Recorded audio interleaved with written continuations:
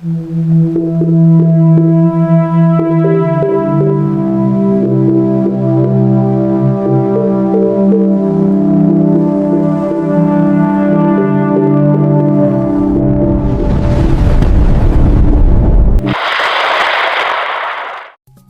araw po sa inyong lahat. Narito na po ang pinaka-latest nating update sa maging lagay ng panahon ngayong araw ng Martes, April 28, 2026.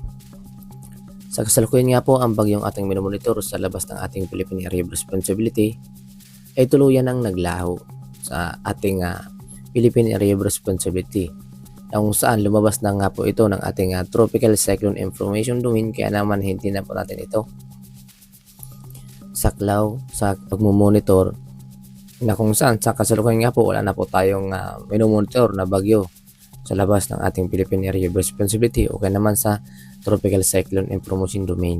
Samantala, bukod nga po rito sa ating minomonitor sa labas na ating Philippine Area of Responsibility na bagyo na kung saan natuloy ng naglaho, mayroon po tayong mamataan ng mga tropical disturbance sa labas ng ating Philippine Area of Responsibility. Ito po yung tinatawag natin na pamumuo or mga sinyalis ng pagbuo ng mga low pressure area. Kaya tinatawag pa lang natin itong tropical disturbance. Kung nagkataon, kapag naging fully developed na rin ang kanyang circulation, ay tinatawag na natin itong low pressure area. Na kung saan kapansin-pansin nga po sa labas ng ating Philippine Area of Responsibility, may mga localized thunderstorm or mga cloud cluster na ating namamataan na siyang nagdudulot ng mga pag-ulan sa ating karagatan. Samantala, para naman sa magiging lagay ng panahon dito sa ating bansa, na kung saan ang frontal system na ating minomonitor sa hilaga ng ating bansa ay tuluyan na rin pong naglaho. Kaya naman ang weather system na patuloy na umiiral sa kasalukuyan ay hanging easterlies, na kung saan dito po sa may silang bahagi ng ating bansa ang siyang pangunahing epekto ay ang localized thunderstorm na mainit at temperatura na siyang nagdulot ng cloud cluster sa hapon at gabi, nagdudulot ng mga pag-ulan at pagkulog at pagkidlat. Lalo na po yan pagsapit ng hapon at gabi, kaya naman ugaliin na maging alerto at maghanda po ng panangga lamang sa mga biglaang buhos ng mga pag-ulan, lalo na po yan pagdating ng hapon at gabi. At para naman sa maging lagay ng panahon dito sa Luzon, asahan pa rin natin ang mga localized thunderstorm, lalo na nga po yan pagsapit ng hapon at gabi. Sa kasalukuyan, ngayong umaga makakaranas ng maliwalas na panahon na bahagyang sinasamahan ng maulap na paborin. Lalo na po yan dito sa area ng Legazpi, na kung saan posible pa rin ang mga pag-ulan, na kung saan nararanasan po natin ang mga pag-ulan pagsapit ng hapon at gabi, na kung saan minsan tumatagal nga po siya ng 1 hanggang 2 oras na mga pag-ulan, na pinag-iingat po natin ng ating mga kababayan, lalo na yung mga bumibiyahe tulad ng mga nakamotor, at hindi po natin maiwasan na mabasa, kaya naman ugaliin po magdala ng payong o kaya naman kapote o raincoat.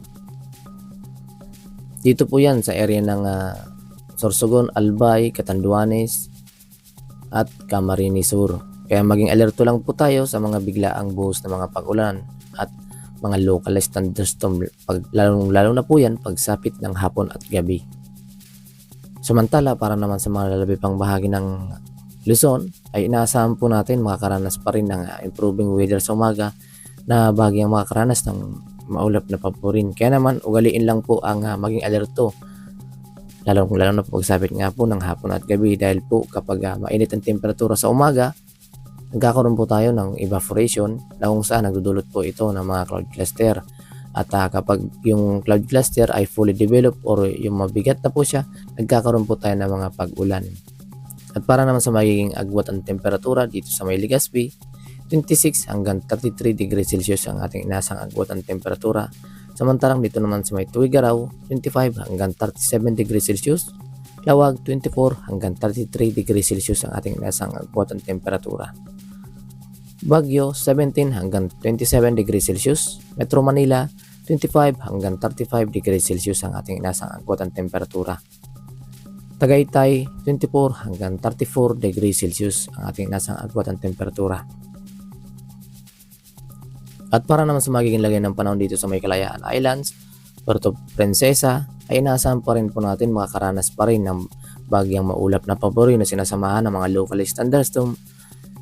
At para naman sa lagyan ng panahon dito sa may Palawan, inaasahan po natin makakaranas pa rin ng bagyang maulap na pabori na sinasama ng mga localized thunderstorm.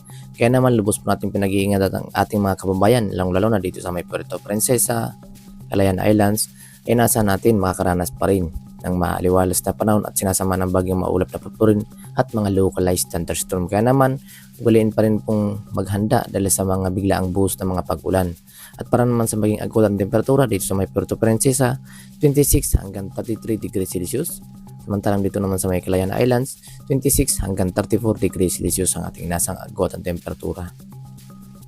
At para naman sa magiging lagyan ng panahon dito sa may Visayas, ay inasahan po natin makakaranas pa rin ng bagyang maulap na pabori na sinasamahan ng mga localized thunderstorm, lalong-lalo na po yan pagsapit ng hapon at gabi. Dito po yan sa area ng Northern Samar, Eastern Samar, Biliran, Leyte, ay inasahan po natin makakaranas pa rin ng bagyang maulap na pabori at sinasamahan ng mga biglaang buhos ng mga katamtaman hanggang sa malakas na mga pag-ulan.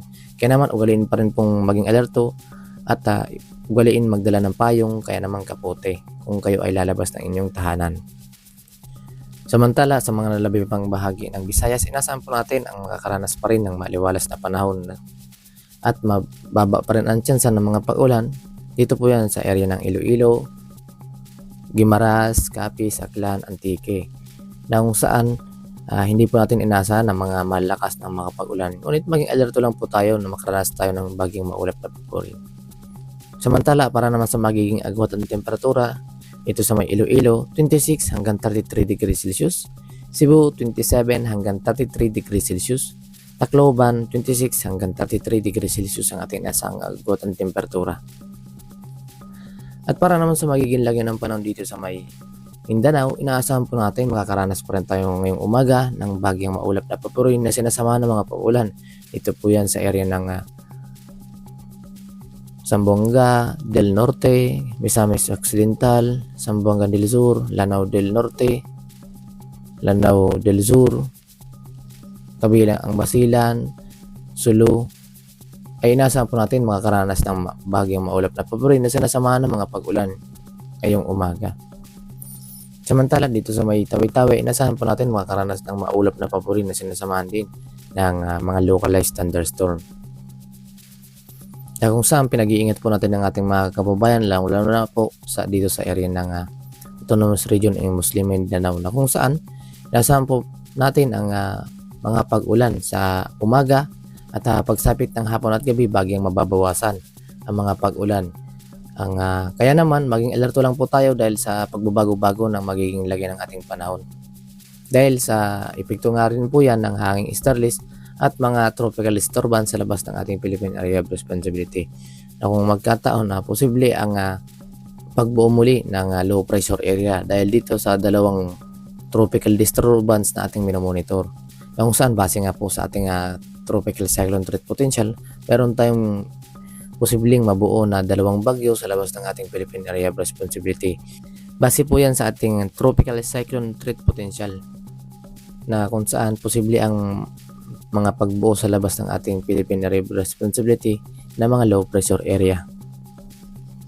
At para naman sa magiging agwat ng temperatura dito sa may Zamboanga, inasahan po natin makakaranas pa rin ng maalinsangang panahon na umabot sa 25 hanggang 33 degrees Celsius, Cagayan de Oro 26 hanggang 34 degrees Celsius, Davao 26 hanggang 34 degrees Celsius ang ating inaasang agwat temperatura. Kaya naman dito sa area ng Dinagat Island, Surigao del Norte ay nababawasan na po ang mga pag-ulan, na kung saan dito naman po sa may kanlurang bahagi ng ating bansa or kanlurang bahagi ng Mindanao ang siyang nagdudulot ng mga pag-ulan dahil ang kilos ng mga cloud cluster ay dumadaan papuntang kanluran. At para naman sa magiging lagyan ng panahon dito sa ating karagatan, sa kasalukuyan nga po wala po tayong nakataas na gale warning sa kahit anong baybay ng ating bansa.